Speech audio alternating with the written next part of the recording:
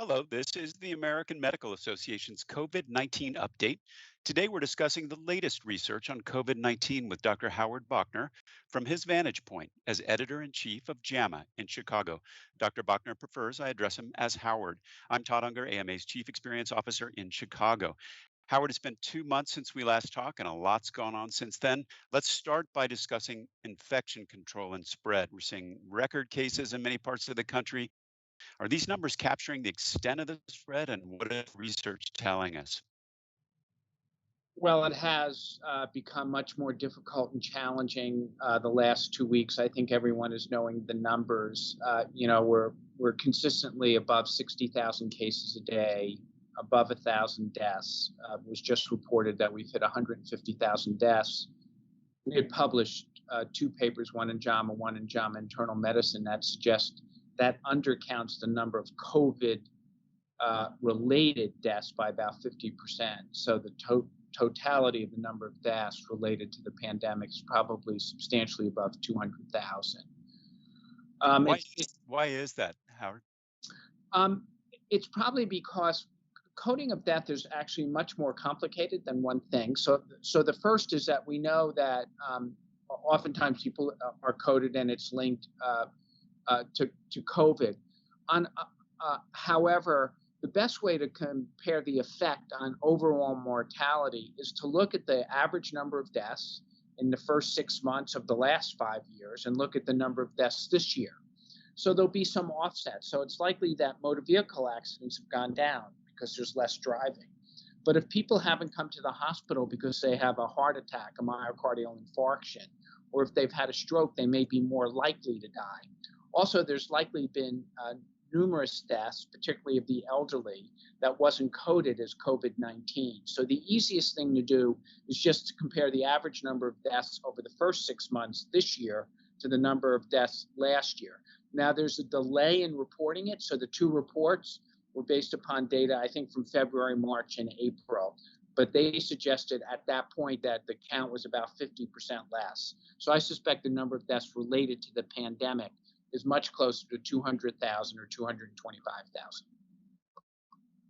All right, so let's get back to the infection control and spread. Certain areas seem to be getting hit a lot harder than others. Any insight into why that's happening? Yeah, so I think everyone knows that it's likely that some states opened up before they had reached a level that people think is would maintain the amount of disease. So that if you're below, say, 10 cases per 100,000 or 10 new cases per 100,000, you can risk opening up if people will socially distance and mask. So two things have happened. One, states opened up before they reached that level that people think is best, and then people have not socially distanced or masked. Now, I was pleased. We had published a paper in JAMA about masking, a research letter. MMWR had published two reports about the absolute effectiveness of masking. I don't think there's any doubt any longer. And so Robert Redfield and two other people from the CDC had written an editorial for us just 10 days ago.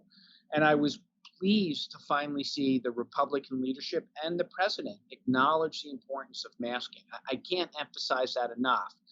The most recent data, and I haven't seen the actual original reports, have suggested if I mask, not only am I helping you, which has always been the case, but by masking, I may get a lower dose of virus and have more mild illness.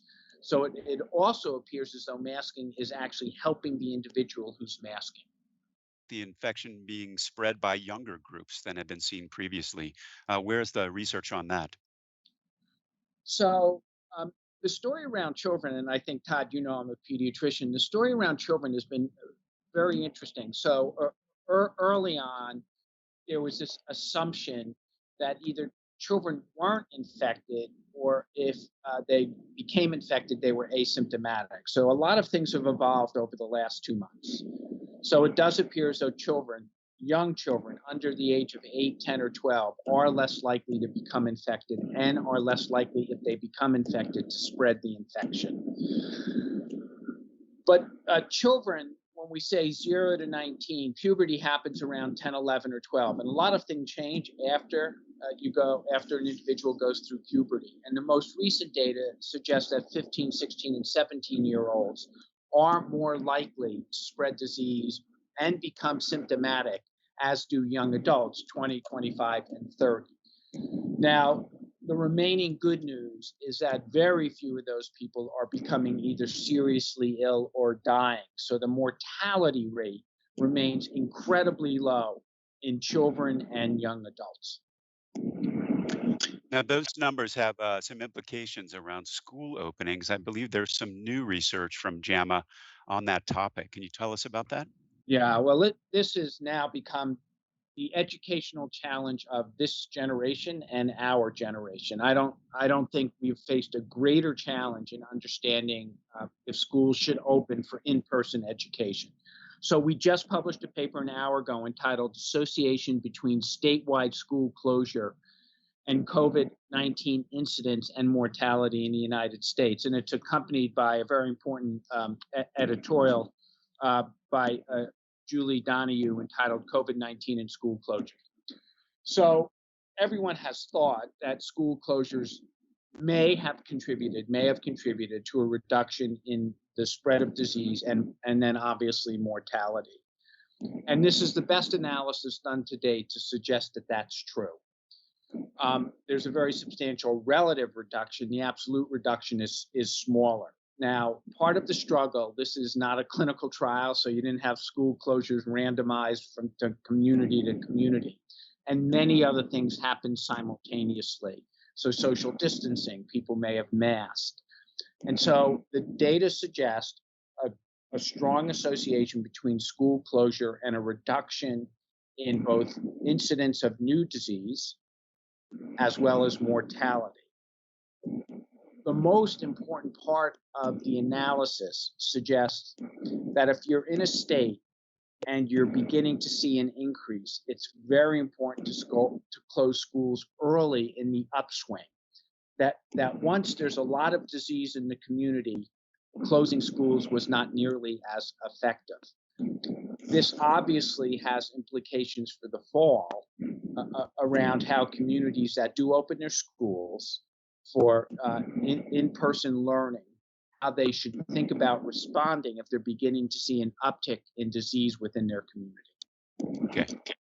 Well, let's turn our attention now to vaccine development and treatments. Let's talk about what is the latest research on this in this area, and are we any further along in understanding antibodies and immunity to COVID-19? So those are separate questions. I'll take vaccines first. Immunity has become quite confused the way in which it's being reported. So I'll comment on that second. So now a number of trials have reported what we call phase 1 and phase 2 trials. Small studies trying to see if when a vaccine candidate is given to an individual, are they mounting an immunologic response? And I think, we've talked about this in the past. We've published extensively on it. I think Paul Offit's live stream with me and his viewpoint is probably the best read for people who want a quick education on it. There's different vaccine candidates. There's been a number of reports in different journals. JAMA's currently considering one. Hopefully it'll be published in a week or two. That different vaccine candidates, the good news, are showing immunologic response in human beings. Now, showing an immunologic response and ensuring that a vaccine is safe and then will protect against disease, those are slightly different questions. And so a number of the studies are now going to go to larger phase 3 trials. So phase 1 and phase 2 can be 10 people, 20 people, or 100 people. Phase 3 trials are the numbers that you're beginning to talk about: 10,000, 15,000, 20,000, 30,000. There you get a much better understanding about whether or not the vaccine is safe because so many people have been vaccinated. And in addition, if those individuals are exposed within the community to the virus, you will understand if it's protective. Those studies are just starting. They will take months to complete, and much of the results will depend upon whether or not, first, the vaccine is safe, which is critically important, and then secondly, whether or not individuals are exposed to disease. If they're not exposed to disease, it will be very difficult to know how effective the vaccine is. Now, let's talk about immunity. You or I get infected. and then we mount an immunologic response. And one of the things we develop are different types of antibodies. There's IgM, which develops early, and then IgG and IgA that develop later. And then people can also develop T and B cell memory, so that if I get infected again, a T cell mounts a response. We now know, and it's still preliminary, that the vast majority of people are mounting immunologic responses. They're mounting IgG and IgM, not much data on IgA. IgA protects against often respiratory pathogens, so it may be important. The question is whether or not that then wanes over time. And there's been some early reports that some of the IgM and IgG and IgM responses are waning in a number of months after you're infected. But that doesn't mean that you're losing immunity. And those are slightly different questions. And those data are not yet available. So we still don't really know if 100 people are infected, what percent mount an immunologic response. The general sense is that it will be over 90%. And then how long immunity lasts. And we're going to need another 3, 4, or 5 months until we really understand that. Well, then, assuming a vaccine won't be widely available for 4 months, what does the research tell us in terms of public health preparedness and guidance for our country's response as we head into the fall? So a few things are really critically important. It is incredibly important that we really try to drive disease to as low a prevalence as possible in the next 6 to 8 weeks. So in his live stream with me, Robert Redfield, who's head of the CDC, said, it's time for America to mask for 6 weeks. Now, he just chose 6 weeks. It could have been 4 weeks, 6 weeks, or 8 weeks. But you really want to drive it down through the month of August. People may go back to work in September, schools, colleges resume, and then the winter months are coming. The flu begins. Now, it usually comes a little later on, but what you don't want is COVID-19 and flu to come together to create just havoc in the fall. So first, we really want to drive the rate of disease down over the next 6 or 8 weeks. That's masking and social distancing. Secondly, there's a lot of new work ongoing, no reports out, about convalescent titers and monoclonal antibodies as prevention therapy. Now, monoclonal antibodies are used in other diseases, so it's kind of an injection once a month or every 6 weeks. Again, we don't know, and that can potentially protect against disease. It's easier to develop. We can mass produce it more quickly, and it's very effective. It would not be considered nearly as experimental as a vaccine. So people would be incredibly surprised if monoclonal antibodies don't work. And that could be a bridge to the vaccine, as could convalescent titers. The other thing is just around flu vaccination in the fall. Usually it's 50 or 60%. I think everyone who's involved in this would like to see it at 90% this year. And then we have learned.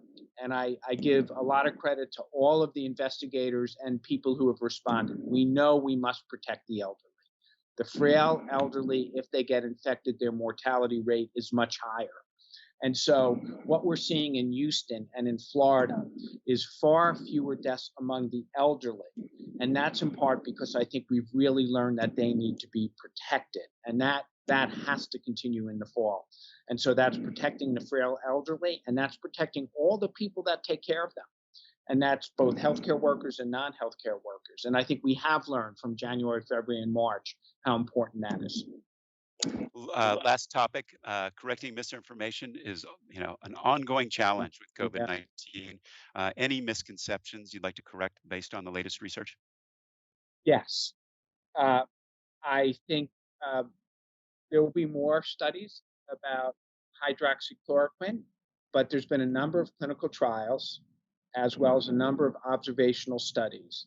And at this point, there is no evidence that supports its effectiveness in the treatment of COVID-19.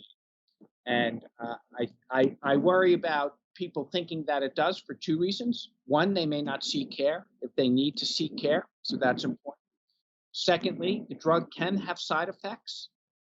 And then thirdly, if they use it and they would have been candidates for a different therapy, they may not get it. I know over the weekend there were a lot of videos about hydroxychloroquine and that it really does work, and that's simply not what the evidence suggests. Well, thank you very much, Howard. Thank for all of your perspectives, and thank you to you and the team for just the tremendous amount of research that you're producing to help us understand COVID-19. That's it for today's COVID-19 update. We'll be back soon with another update. For resources on COVID-19, visit ama-assn.org/COVID-19 or the JAMA Coronavirus Research Center. Thanks for joining us, and please stay safe. Thanks, Todd. Bye bye. Take care. Thanks, Howard.